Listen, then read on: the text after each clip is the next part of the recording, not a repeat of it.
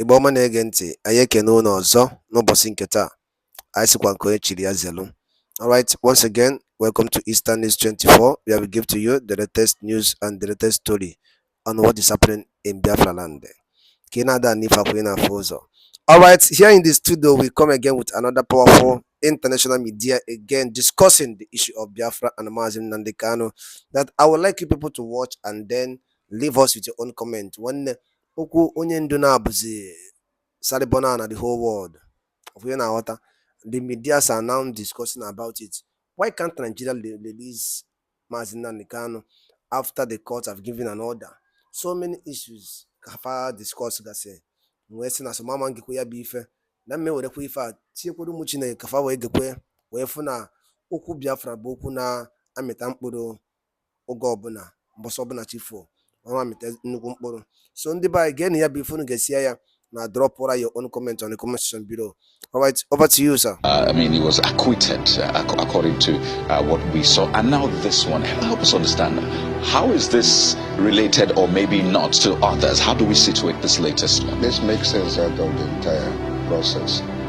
In January, as rightly mentioned, there was a civil case against the unlawful invasion of Nnamdi father's home in Umai in 2017. And the Ejimako who initiated the process also brought in the issue of extraordinary rendition that took place in Kenya. Now, the court in Umaya, in summary, declined jurisdiction with the issue of extradition rendition, saying it's clearly outside the jurisdiction. By the way, extraordinary rendition for people who are not, extraordinary. What does it mean? The way he was abducted, the abduction is called extraordinary rendition. He was abducted not in accordance with the process. If you have any citizen you want to take out of a country, you go through extradition process. It's a judicial process. You don't just go and pick a human being and then bring that person to another country. Remember Omar Diko's incident in Britain also. So it was that extradition, process that this young man brought a case against, that it wasn't done properly. And then also the invasion of 2017. The court now assumed jurisdiction over the invasion, the unlawful invasion of 2017. Remember that Nnamdi ran away when he was pursued by the military, not by any court order. They just invaded his father's home. So that was clearly unlawful. So he brought these two cases together in the state high court. The court declined jurisdiction on the extradition. Beautiful, and said that it can assume jurisdiction on this other one that has to do with our local issues and for which state high court has jurisdiction, and then awarded a damage of 1 billion. That was in January. That was in January. And now yesterday's. Then the Ejimako himself, who happens to be the counsel who brought this matter, felt that the right thing now to do is to bring this extradition process, the extraordinary rendition matter, before the federal high court that has jurisdiction. So that was the one that was decided yesterday. The court now said that it was very wrongful, contrary to local laws and international treaties, for the federal government to have taken Nnamdi forcefully from Kenya and brought him back to Nigeria in order for him to face his treasonable charges. So for doing that, she awarded 500 million against the federal government. So that is with regard to, these are civil cases. The one in Abuja is criminal. Nnamdi is charged for treasonable offenses and before the federal high court in Abuja, 15-count charge. The legal team brought an application to dismiss all the charges for being incompetent. The court said that only 8 of them were incompetent, struck down 8, and allowed 7 to stand so that Nnamdi can face trial for the 7 charges. They went on appeal over the 7-count charge that the court allowed. And the Court of Appeal now says, for bringing Nnamdi in a manner that was clearly a violation of his rights, any other charge that stands on that issue of bringing cannot hold, that the court has no jurisdiction to try him. In other words, all the 7-count charge that was remaining was also knocked down. Meaning there is no charge as I speak to you today before any court anywhere against him. That is criminal now. That's at the Court of Appeal, Abuja, yes. But then the federal government said he's discharged but not acquitted.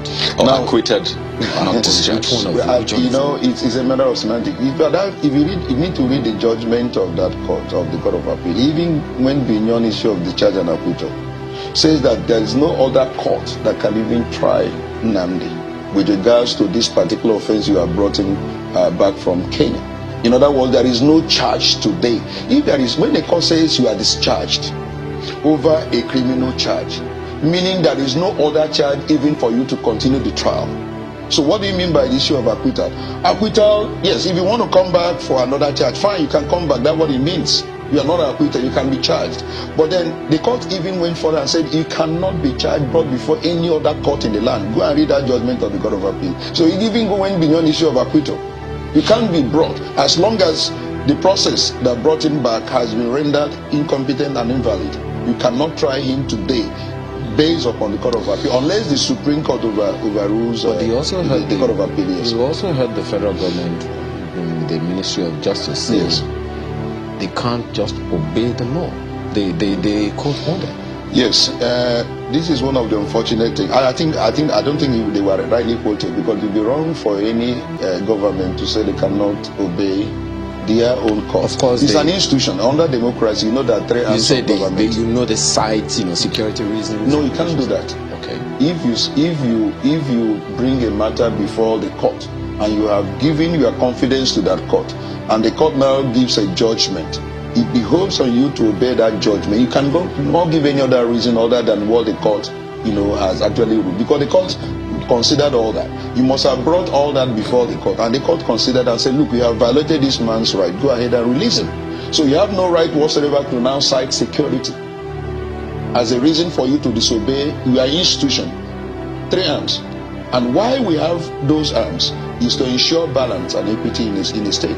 Now the arm is that judicial arm is what that interprets the law, in order to ensure that there is no excesses on the part of other arms of government, because power corrupts. When there is absolute power, it corrupts absolutely. So the judiciary creates a balance in every civilized country, in every country that operates democracy, unless you operate in what you call military regime, in which case you have no responsibility towards any person. You can do anything you want to do. But under democracy, these three arms of government act as checks and balances. So if the judiciary has made a pronouncement and said, no, this is wrong, against the executive or the legislative arm of government, you have to respect that. You have no reason for you now to give a different interpretation.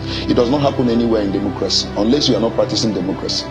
Well, the Attorney General, through a statement, the Minister of Police Affairs have also spoken about that. The Attorney General saying, yes, he was discharged, but not acquitted. Yes, we've seen a rejoinder from his legal team as well. But so 1 billion naira in January, 500 million naira. Yeah. Now that's 1.5 billion Yeah, naira. yes. But that's at the Federal High Court. The Appeal Court has reserved, ruling in that case, because the federal government is still in court regarding that. And I mean, you've talked about both sides. Federal government saying it's flight risk. His lawyer saying, well, he's actually releasing him essentially his fundamental right, because the court has said that. So perhaps moving forward, because I know the National Security Council has said, well, this political resolution, I mean, it's in the court. The president has said he would allow the judiciary handle this. How much of a way forward do you see? Because some will say that the appeal court clearly is higher than this court that just gave a judgment. So which should the federal government, or which way should the federal government go for this to be resolved? Because I imagine that's the big picture for everyone. The elders, both even from the south and the southeast, have approached the president previously over this matter, and then suggested that, look, we can find a political solution to Nnamdi saga. That it was because of the mishandling in the first place, that brought all this problem. But we can handle this matter in such a manner that there won't be any crisis anywhere. The unrest in the south is, generally, the president made a promise that he... Welcome back. Thank you for... Alright, daalụ nlele na ụmụ Chineke, ụmụ ife na anụgo nke o si aga. Ọ na-anụgo na okwu onye ndu abụghị ife na-aga na the whole media dị na international community, both UN, both AU, both EU. A na-ekwuzi okwu maka Mazi Nnamdi Kanu and unlawful detention by the construction called Nigeria. Unu anụgo ka o si adị, ka efu nwere ike ikwu gbasịta maka ife ndị ediskọsụ na ya bụ n'ilu akwụkwọ ahụ nọ n'ime ya, ka efi nwere ike ikwu gbasịta maka ya bụ ife, ka Baruk drop ụra ya at the comment section below. Once again, don't forget that this is Eastern News 24, where we give to you the latest news and the latest story on what is happening in Biafra land. That don't know.